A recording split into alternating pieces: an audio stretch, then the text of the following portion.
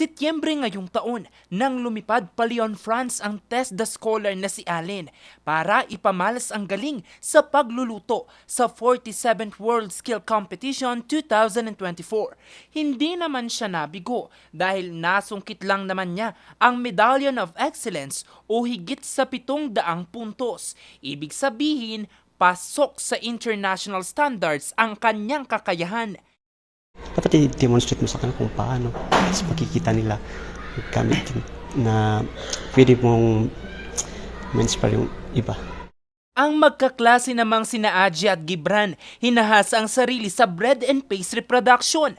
Ang bawat pagmasa at pagtimpla, alay raw sa kanilang pangarap. Mga nagpa-progress pagdating sa industries, pagdating sa skills, mostly nasa skills ngayon. So I think mas okay and mas madali pagpapasok dun sa industry. In terms of practicality, opo. Kasi parang, yun nga po, skills, parang mas may apply mo po in the near future pag nag-graduate na po.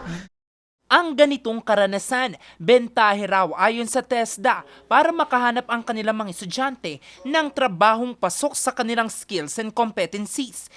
Ayon sa ahensya, 8 sa 10 o 80% ng mga TESDA graduates ang agad na nakakahanap ng trabaho. Sa kabuuan, mayroong higit sa 17 TVET graduates ang nakahanap na ng kanilang trabaho simula 2022 hanggang 2024. Malaking tulong daw rito ang pagkakaroon ng National Certificate ng kanilang mga graduates. Ang National Certificate kasi sumusukat sa skills and competencies sa mga estudyante.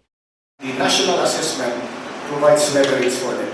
If you can perform, if you have the necessary skills, knowledge, attitude, then you can be provided with the national certificate. The impact of this national certificate is, I will say national. Mula 2022 hanggang 2024, nakapagtala ang ahensya ng 42,172 TVET graduates, kung saan 25,861 ang na-assess. 23,574 naman ang nabigyan ng kanilang national certificate. Sa kabila ng malaking numero, malaking hamon pa rin sa ahensya ang pagpapalaki pa ng bilang ng mga kumukuha ng national certificate. Malaking dahilan raw sa mababang bilang ang kakulangan ng TESDA assessor. Sa buong bansa kasi, nasa 7,832 lamang ang TESDA assessors. Yung ibang qualification, walang national assessment. It's often ganun, walang national assessment. So meaning to say, trade lang yun.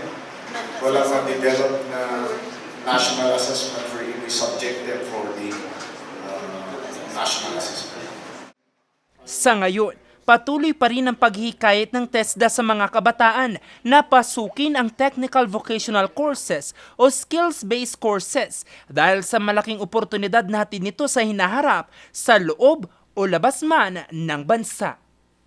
Jose Robert Inventor para sa Luzon Headline.